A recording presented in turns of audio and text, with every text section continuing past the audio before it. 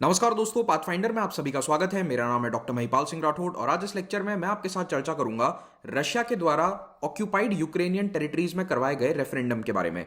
Referendum का मतलब होता है कि एक ऐसा वोट जिसमें व्यक्ति से पूछा जाता है कि आपको रशिया में रहना है, यूक्रेन में, या फिर इंडिपेंडेंट देश बनाना है। इस तरह की वोटिंग रशिया उन टेरिटरीज में करवा रहा है जो इनके कंट्रोल में है मिलिटरीली, यानी कि डोनेट्स और लुहांस्क रीजन के अलावा जो और नई टेरिटरीज इनके कब्जे में आई हैं रशिया के, उन टेरिटरीज में ये वोट करवाया जा रहा है। रशिया ने कहा है कि ये रेफरेंडम हमारे लिए पूरी तरह से फेवर में रहा है, लेकिन यूक्रेन और अन्य कई देश कह रहे हैं कि ये शैम रेफरेंडम यानी कि फर्जी रेफरेंडम है। कितनी इसमें सच्चाई है, क्या इसका कॉन्सिक्वेंस है और भारत किसको सपोर्ट कर रहा है, इन सभी पॉइंट्स को डिटेल में हम डिस्कस करेंगे। आगे बढ़े उससे पहले पाथफाइंडर चैनल को सब्सक्राइब करना ना भूलें और मेरे टेलीग्राम चैनल पर आपको मेरे लेक्चर्स के अपडेट्स और पीडीएफ्स डाउनलोड करने को मिल जाएंगे।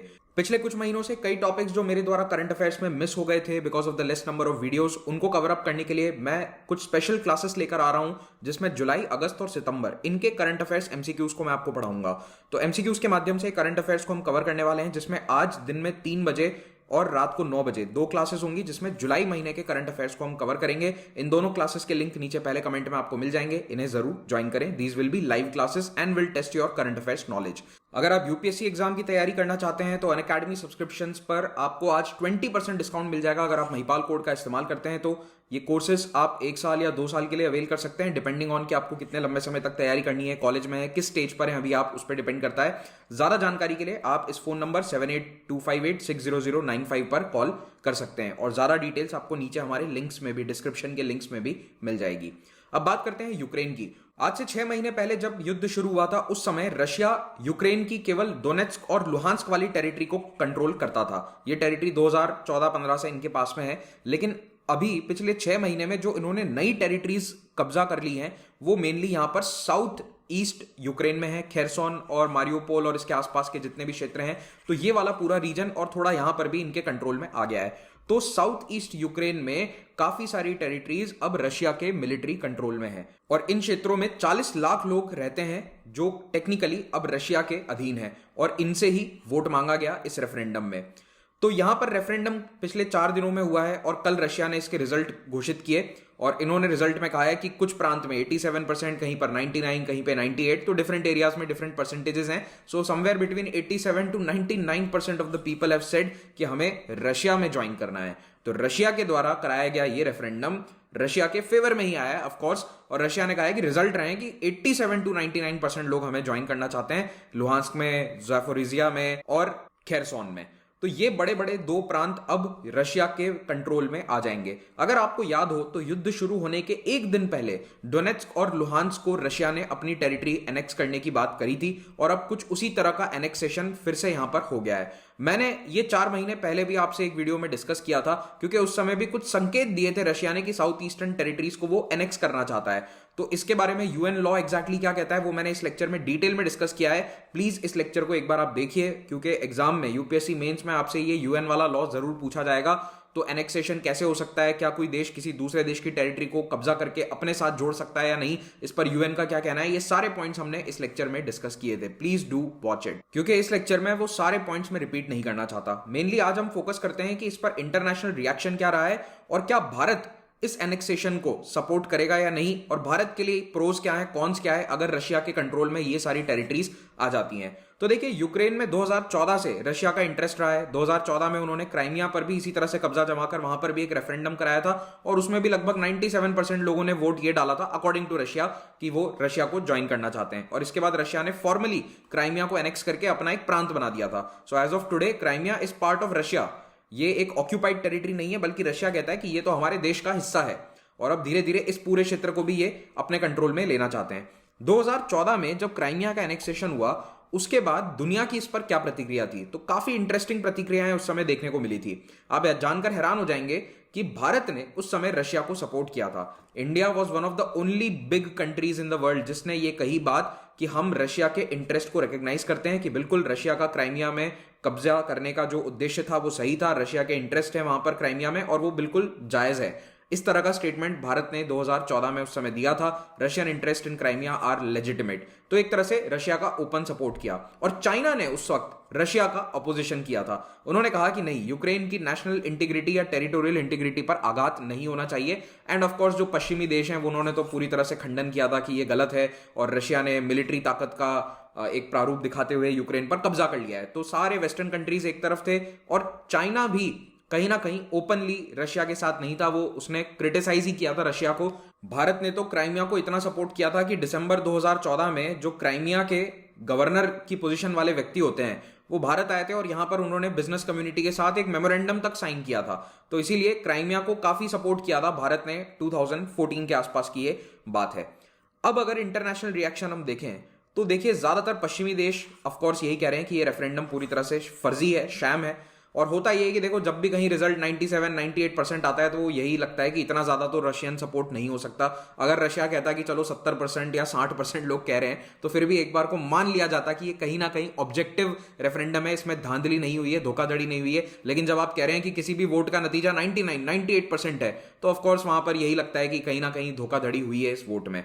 इन देशों का कहना है कि पूरा वोटिंग प्रोसेस फेक था। मीडिया में कई तरह के इस तरह के फुटेजेस भी आ रहे हैं जिसमें साफ दिख रहा है कि लोगों के घर जा जाकर रशियन अधिकारी वोट डालने के लिए फोर्स कर रहे हैं। तो सीसीटीवी फुटेज के वीडियोस हैं इस तरह के जिसमें दिख रहा है कि एक आदमी रशियन एडमिनिस्ट्रेशन का या आर्मी से कोई व्यक्ति आया, आपके घर का दरवाजा खटखटाया और कहा कि इसमें वोट डालो, और उसके पीछे 3-4 मिलिट्री ऑफिसर्स भी हैं। तो अब ऑफकोर्स आप किसके फेवर में वोट डालोगे?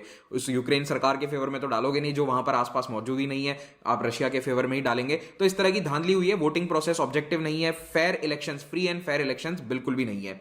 तो वेस्ट ने कहा है कि ये वाला जो इन्होंने वोटिंग कराई है, फर्जी वोटिंग, इसके बाद हम और ज्यादा सैंक्शंस लगाएंगे। 6 महीने से ये लोग सैंक्शंस ही लगा रहे हैं, और ज्यादा सैंक्शंस लगाया जाएगा अगर एक्चुअल एनेक्सेशन हो जाता है। तो देखिए, वोटिंग हो चुकी है, रिजल्ट आ चुका है, और आज यानी कि फ्राइडे को ये पूरी संभावना है कि रात को व्लादिमीर पुतिन प्रेस कॉन्फ्रेंस करके ये अनाउंस कर देंगे कि इन टेरिटरीज को हम एनेक्स कर रहे हैं। ऑलरेडी इस तरह के संकेत फॉरेन मिनिस्ट्री रशिया के द्वारा दिए जा चुके हैं कि एनेक्सेशन होगा, और ऑफिशियल अनाउंसमेंट आज रात तक हो जाना चाहिए। लेकिन ये वोट इतना ज्यादा डाउटफुल है कि रशिया का पुराना दोस्त सर्बिया तक इसको सपोर्ट नहीं कर रहा है। सर्बिया के रशिया के बहुत अच्छे संबंध हैं, लेकिन सर्बिया तक रिकॉग्नाइज नहीं कर रहा है इस रिजल्ट को, इस वोटिंग को। इस पूरे मुद्दे पर भारत की क्या प्रतिक्रिया है? तो जब हमारे विदेश मंत्री श्री एस जयशंकर से रिपोर्टर्स ने इसके बारे में पूछा तो उन्होंने कहा कि वी विल वेट एंड सी।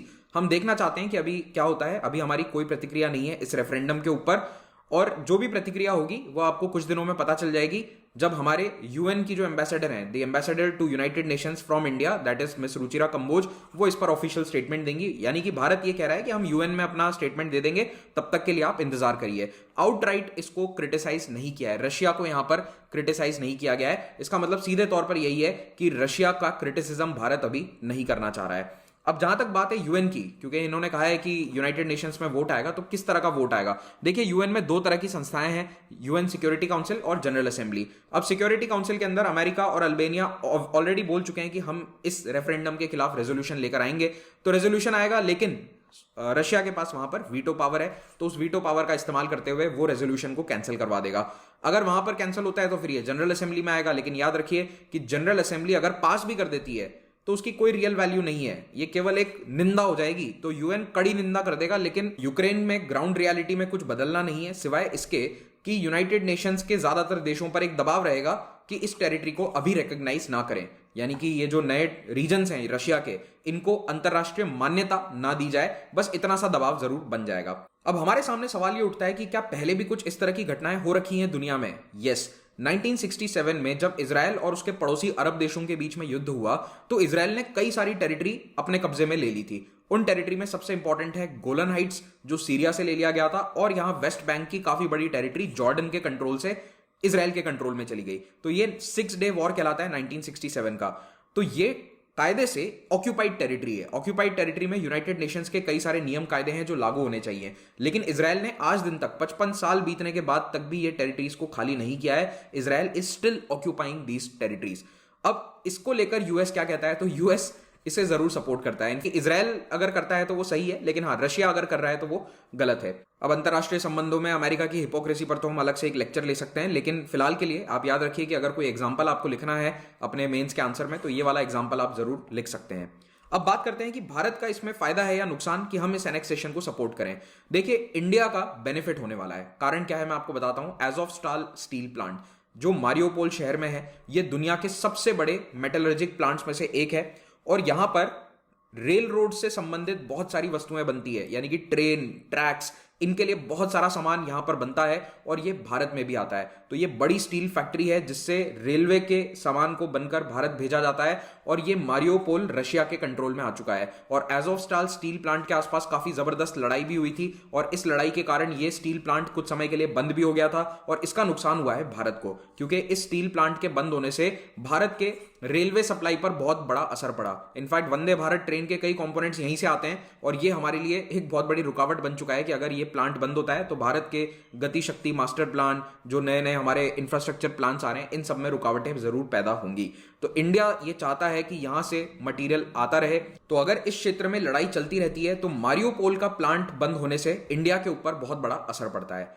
याद रखिए, रशिया दुनिया का 5th लार्जेस्ट स्टील प्रोड्यूसर है और आयरन एंड कोल दोनों के बहुत बड़े बड़े डिपॉजिट्स हैं। कोल और आयरन की इंडस्ट्री बहुत ज्यादा इंटरलिंक्ड होती है, क्योंकि कोयला नहीं होगा तो आयरन फर्नेस काम कैसे करेंगे। और 2014 के बाद से इस मारियोपोल प्लांट में कोयला कहां से आ रहा है? देखिए, मारियोपोल यूक्रेन के कंट्रोल में था, लेकिन कोयला आता है लुहांस्क और डोनेट्स्क रीजन से। ये दोनों कोल वाले रीजन्स हैं, तो यहां से इनको कोयला मंगवाकर मारियोपोल का प्लांट चलाना पड़ रहा है, जो कि काफी प्रॉब्लमेटिक है यूक्रेन के लिए, बट स्टिल ये लोग इसे कर रहे थे। तो अब ये दोनों टेरिटरीज अगर रशिया के कब्जे में है तो प्लांट और बेहतर तरीके से चलेगा। तो अगर लॉन्ग टर्म में देखोगे तो भारत का फायदा ही है, केवल अगर हम इकोनॉमी के पॉइंट ऑफ व्यू से देखते हैं तो ये एज़ोवस्टाल प्लांट मारियोपोल वाला रशिया और इस नई एनेक्स टेरिटरी में आ जाता है तो इंडिया के लिए डेफिनेटली फायदा होगा। एज़ोवस्टाल इसका नाम इसीलिए है क्योंकि ये सी ऑफ एज़ोव इसके किनारे पर भी है, तो इससे भी आप याद रख सकते हैं। सी ऑफ एज़ोव है, ये ब्लैक सी है। और आपको मैं एक सवाल पूछता हूं कि इन दोनों को कनेक्ट करने वाली वाटर बॉडी जो यहां पर मैं मार्क कर रहा हूं, इसका नाम क्या है? कमेंट में जरूर बताइएगा।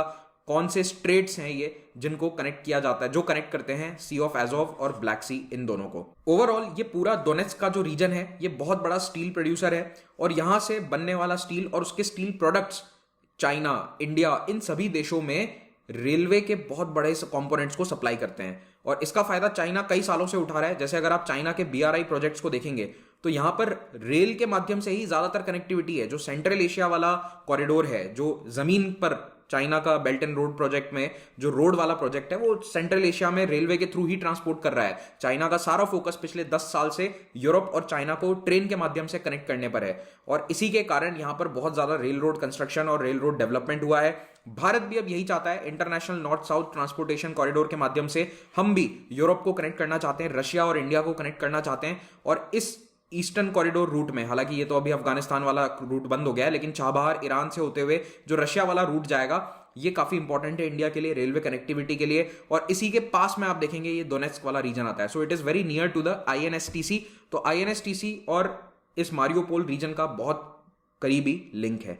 मारियोपोल एक बहुत बड़ा हब बन जाएगा इस INSTC वाले रूट पर और भारत के लिए ऑफ कोर्स इसमें फायदा ही रहने वाला है। तो जहां तक बात है इकोनॉमी की, डेफिनेटली इंडिया का फायदा है अगर ये वाले टेरिटरीज रशिया के कंट्रोल में आ जाते हैं। लेकिन क्या भारत पश्चिमी देशों से नाराजगी मोल लेगा? क्योंकि अगर आप डिप्लोमेसी के पॉइंट ऑफ व्यू से देखें तो भारत को अंतर्राष्ट्रीय स्तर पर बहुत नाराजगी झेलनी पड़ेगी अगर हम रशिया को सपोर्ट करते हैं इस एनेक्सेशन के केस में। एनेक्सेशन को पश्चिमी देश पूरी तरह से नकार रहे हैं, वोट को फर्जी बता रहे हैं। हमने आलोचना नहीं करी है रशिया की और मुझे नहीं लगता पर्सनली कि हम आलोचना करेंगे रशिया की। We will most likely support this initiative और अगर सपोर्ट नहीं करेंगे तो इसकी आलोचना भी नहीं करने वाले हैं। तो इनडायरेक्टली भारत का सपोर्ट रशिया को मिलेगा और रशिया ऑलरेडी क्लेम कर रहा है कि भारत हमें सपोर्ट कर रहा है। हालांकि हमने इसके लिए कोई स्टेटमेंट नहीं दिया है, फिर भी रशिया पहले से क्लेम कर रहा है कि देखो इंडिया हमें सपोर्ट कर रहा है। ये पूरा घटनाक्रम हम ऑयल के केस में भी देख चुके हैं। पिछले 6 महीने में भारत ने रशिया से अपनी ऑयल की खरीद को काफी बढ़ा दिया है।